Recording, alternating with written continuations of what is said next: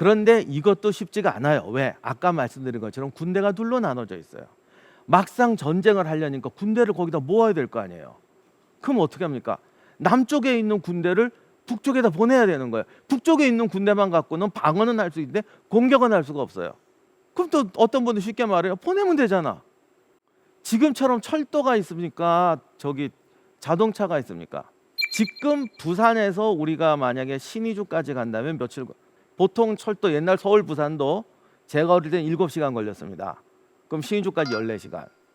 저기 함경도까지 가려면 뭐 하루, 걸어가면 20일. 20일 동안 개들이 먹는 식량은 누가 돼요? 말은 사람의 3배를 먹어요.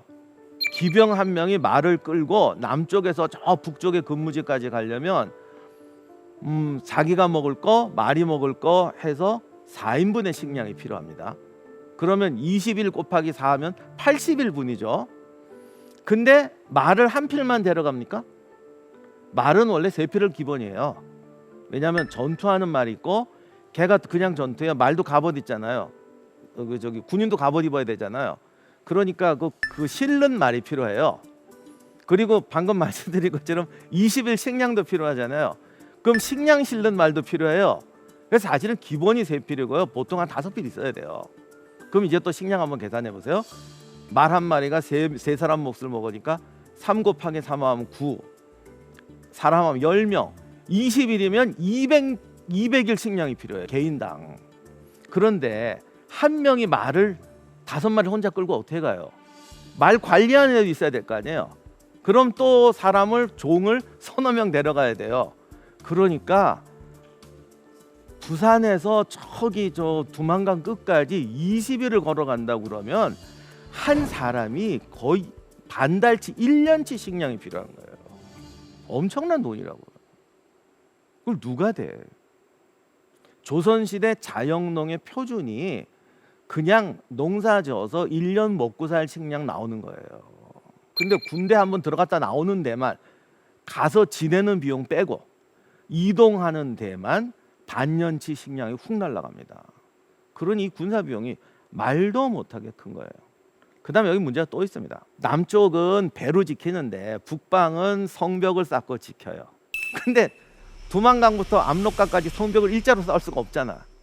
그러니까 중간중간에 요새처럼 쌓습니다. 그럼 어떻게 되냐? 또 여진족이나 이런 애들은 말 타고 들어와서 기습으로 치고 빠집니다. 얘들 제일 좋아하는 게 치고 빠지는 거예요. 히트앤드런. 여기 지금 보여드리는 그림은 터키 군사박물관이에요. 그 사람들이 자기들이 몽고족, 기마민족 후예라고 그래서 적어놓은 건데, 이런 그림을 아주 자랑스럽게, 이게 캠프파이어 하는 게 아니라 어디 마을에 털고 불 지르고 약탈하고 하는 건데, 유목민족들은 이런 게 일상이기 때문에 뭐 너무 당당합니다. 그러니까 이런 식으로 막 하는 거죠. 이렇게 치고 빠지니까 이런 사람들을 경계하는 게 쉬운 게 아닌 거예요. 그러면 압록강, 두만강 지역에 우리의 적은 누구였느냐? 저 사람이 나중에 청나라 초대 황제가 되는 누르하치인데, 누르하치가 여진족, 그것도 건주위라는 그 여진족의 후예입니다. 우리하고 아주 밀접한 관계가 있었던 부족이죠. 당시 그 여진족이라고도 하고 뭐 여러 부족이 있어요. 울량합이라고도 그러고 우리가 하는 뭐 오랑캐란 말도 거기서 나왔는데 여러 부족이 있는데, 저 지도에 보시면 북쪽에는 해서여진, 근데 우리랑 제일 가깝게 압록강, 두만강 쪽에 살던 여진족을 건주위라고 그랬어요. 이건 이제 명나라에서 붙인 이름인데 건주위라고 그랬습니다. 중국 입장에서 보니까 두만강 쪽이 좌고 압록강 쪽이 우여가지고 건주 자위라는 데가 있고 건주 본위 라는 데가 있었는데, 건주 자위에 있던 세종 때 유명한 여진족 지도자가 통몽거 티무르라는, 이 발음이 어려워서 우리 한자로는 뭐 동맹가 천모가 이렇게 나오는 사람인데, 이 통몽거는 태조 이성계도 알던 사람이에요. 젊었을 때 그 원래 그 함경도 지방에 이성계 집안이 거기 군벌이었잖아요. 그때 뭐 들리는 말로는 젊었을 때 저기 이성계 밑에 가서 시위라는 거는 이게 측근이죠. 요즘 근접경호라고도 할 수 있지만 아무튼 측근으로서 제가 창 들고 지켰습니다. 뭐 이런 사람이에요.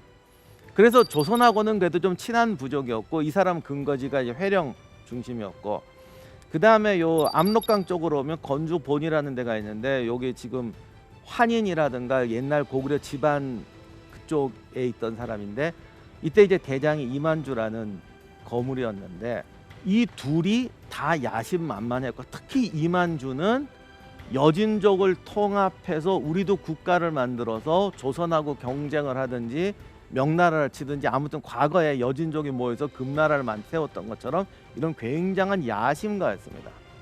그래서 조선 입장에서 보면은 어느 날 보니까 이거 북방이 만만치 않은 거예요. 왜냐하면 지금까지는 도둑들이 쳐들어오는 거는 뭐 또 어떻게 넘어가겠는데, 얘들이 국가를 만들어 쳐들어오면 우리가 위험하잖아요.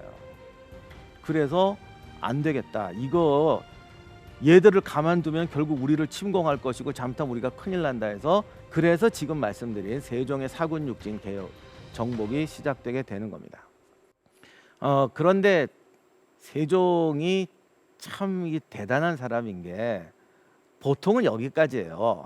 이제 위험하다, 지금 우리가 군사비가 많이 들어가긴 했지만 여진족이 우리를 쳐들어오려고 하니까 빨리 군대를 가서 깨트려야 된다, 보통 이러면 바로 군대를 올려 보낼 거예요.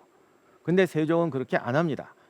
이 역사학자들이 세종을 좋아하는 거는 정말 역사를 철저하게 잘 활용하는 사람이 세종이에요. 우리가 기억하고 있죠. 고려시대의 윤관의 여진정벌, 구성을 만들었는데 개척했다가 솔직히 실패했잖아요. 세종은 절대 이걸 그냥 안 넘어가요. 윤관의 구성이 왜 실패했는지 찾아라. 근데 당시에는 함경도 지역에 이미 기억이 오래돼가지고 윤관의 구성이 어딘지를 몰라요. 지금 학계에서도 지금 굉장히 논쟁이 되고 있어요. 뭐 함흥 근처라고 보는 사람, 뭐 두만강 유역이라고 보는 사람, 아니면 저기 간도까지 갔다고 보는 사람, 설이 구구한데 오늘 주제는 그게 아니니까 그건 중요하지 않고, 세종이 어떻게 했느냐, 찾아라. 그래서 이제 함경도 관찰사 이런 사람 찾아라, 물어봐라. 그러는데 아니, 할아버지한테 물어봐도 200년 300년 전 일을 어떻게 아냐고요. 그 모릅니다. 지명도 다 바뀌었고 모릅니다. 찾아. 난 찾기 전에 시작 아니야. 악착같이 찾으라고 그래. 근데 요게 이제 나중에 보면은 찾는 게 중요한 게 아니라 결국 그걸 빌미로 함경도 지형을 철저하게 조사하는 거예요. 철저하게. 이게 왜 중요할까요? 전쟁에서 실패하는 건요, 지형을 잘못 봐서 실패하는 거예요.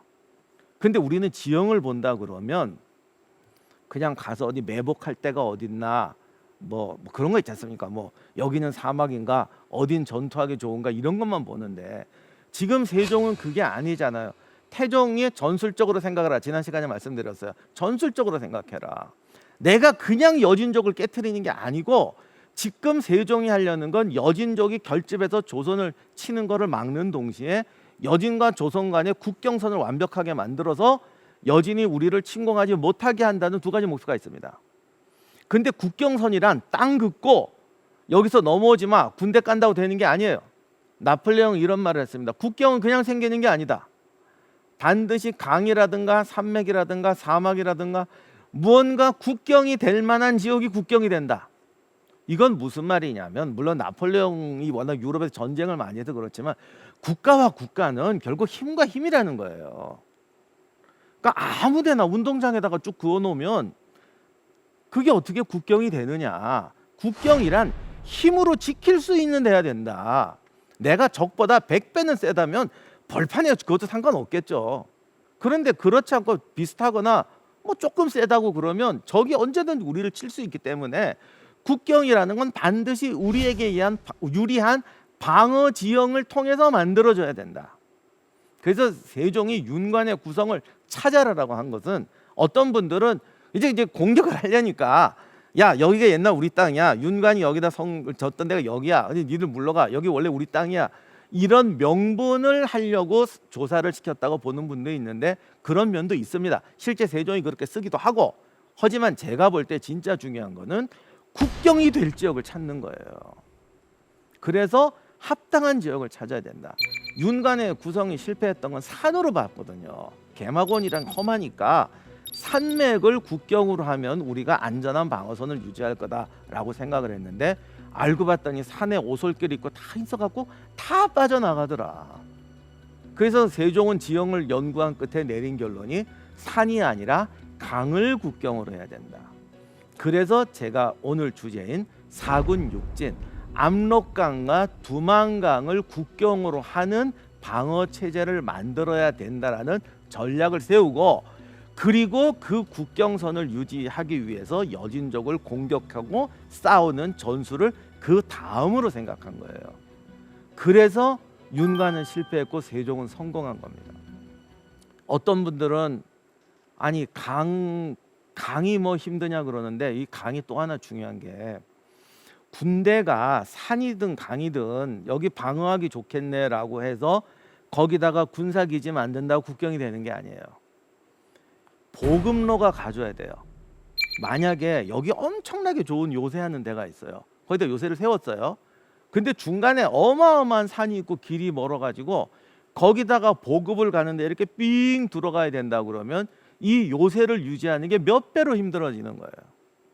우리가 군대가 100만이고 쟤들이 10만이라고 그래도 우리가 보급하는데 쟤들보다 20배가 힘들면 10만이 100만보다 유리한 게 전쟁입니다. 그래서 세종은 사군 육진 개척할 때 그 강에다가 국경을 정한다는 것만 한 게 아니고 두만강, 압록강까지 가려니까 중간에 또 교통로를 찾아야 되잖아요.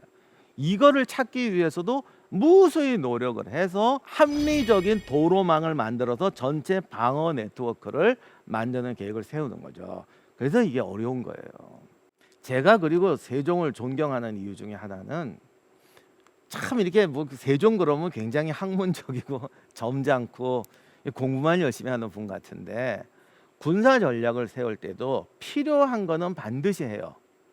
제가 조선시대 연구하다 보면 제일 안타까운 게 뭐냐면 좀 과한 관료주의가 있습니다. 관료주의의 제일 병폐가 복지부동이라고 그러잖아요. 책임 안 지는 거. 이건 세상 모든 나라가 다 마찬가지거든요.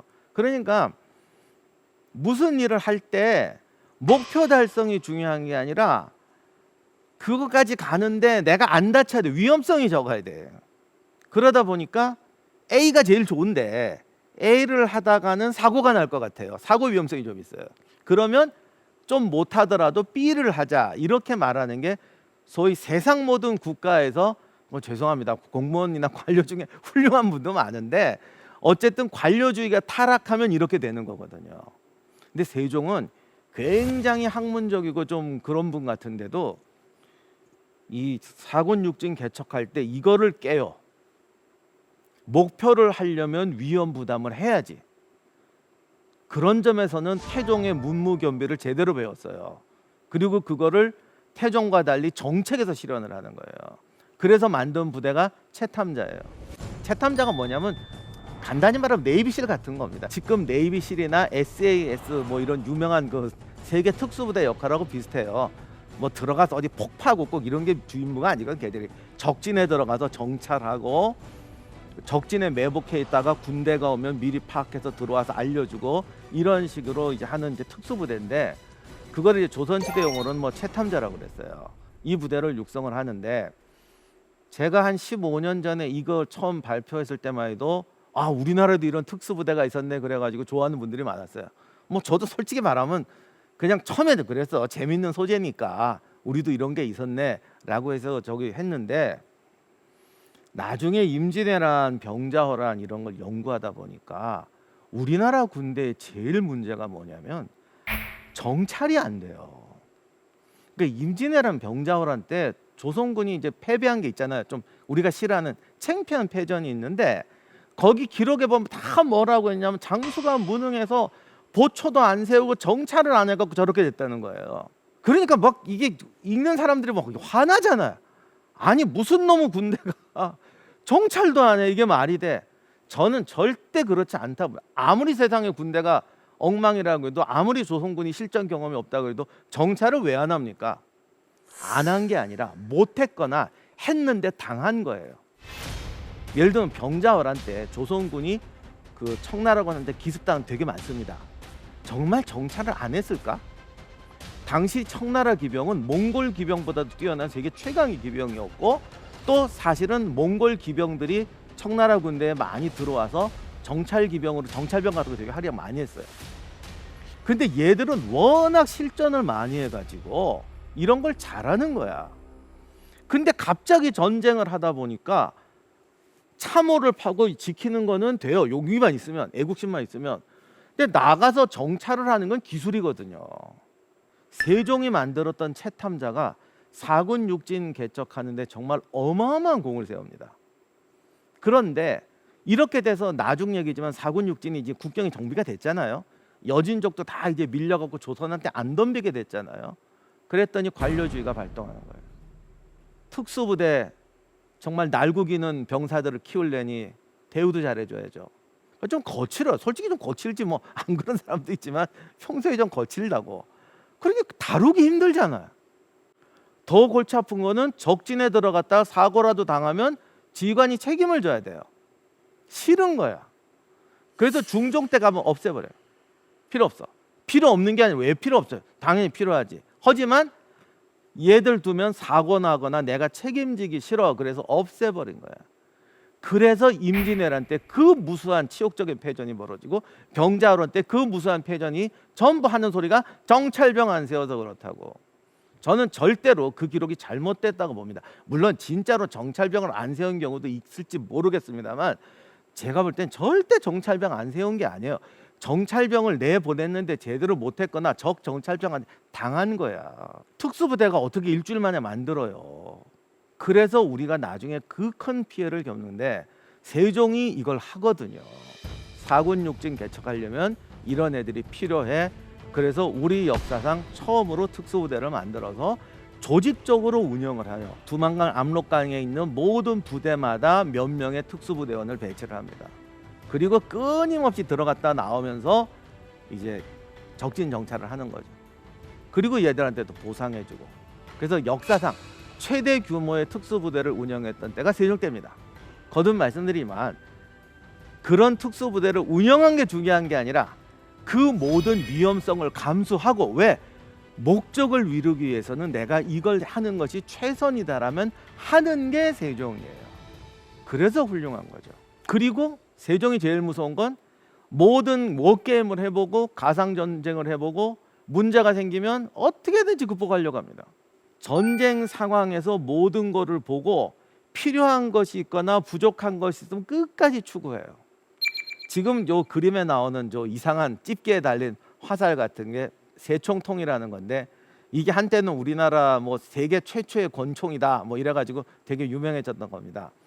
근데 이게 세계 최초의 권총이어서 중요한 게 아니고 이게 왜 나왔냐면 말 타고 싸우다 보니까 이게 화살 같은 걸 쏘는데 전투를 하다 보니까 기병과 기병이 싸우다 보니까 화살이 떨어질 때가 있는 거예요. 그리고 활과 활을 쏘면 여진족이나 우리나라 실력이 비슷해요. 근데 걔들이 무서워하니까 화약 무기를 되게 무서워해요. 우리가 이제 화포가 있으니까. 근데 화포는 커서 땅에서는 놓고 쏘는데 기병은 쏠 수가 없잖아요. 그러니까 기병과 기병이 붙을 때는 1대1 승부가 돼버리는 거예요. 그래서 세종이 어떻게 생각했냐면 화포를 기병이 쏠 수는 없을까? 손에 들고 말 타고 쏠 수 있는 화포를 만들어라. 너무나 안타깝게도 이게 기술력과 노력이 뒷받침되지를 못해서 총이 못 나왔는데 사실 총이라는 아이디어를 세종이 내요. 왜? 기병도 화약 무기를 써야 적을 압도할 수 있다. 그랬더니 막 해. 안 됩니다. 이거 안 됩니다. 해 그랬더니 개발자들이 어거지로 만들어낸 게 사실 세총통이에요. 이게 솔직히 뭐 세계 최초의 권총 어쩌고 하지만 이게 정말 유효성이 있었는지 저도 의심스러워요. 저 집게가 왜냐면 화약을 넣으면 뜨거워지니까 집게로 잡는 거예요. 근데 말을 타고 제가 기병인데 말 타고 가다가 적군이 가까이 왔어요. 화살 떨어졌어요. 세총통을 꺼내요. 말 타고 화약 넣어요. 그리고 화살 꽂아요. 그리고 집게를 꺼내서 집게로 잡고 적을 향해 쏴야 돼요. 이 동작을 과연 말 타고 할 수 있을까? 그리고 그게 말 타고 이 짧은 거로 쏴갖고 맞기나 할까? 제 생각에는 말 타고 이 동작을 하고 적이 코앞에 갔다 왔을 때 이걸 들이댈 실력이면 그 정도로 말 타는 고수면 그냥 6탄으로 붙어도 이길 것 같아요. 그래서 제가 이 세총통을 비하하는 게 결코 아니고 이런 것까지 만들어낼 정도로 세종은 전투에서 필요한 것, 전쟁에서 필요한 것은 만들어내라라고 노력했다라는 겁니다. 그리고 이런 노력을 하니까 병사들도 싸울 마음이 생기는 거예요. 정말 국가가 우리를 그냥 전쟁터로 강한 적하고 싸우라고 밀어내는 게 아니라 이기기 위해서 최선을 다하고 있구나. 그래야 병사들도 국가를 위해 싸울 마음이 생기고 최선을 다할 마음이 생기는 거죠. 저는 그런 효과가 너무너무도 중요하다고 봅니다. 아무튼 이렇게 돼서 이제 4군 육진 개척이 이루어집니다.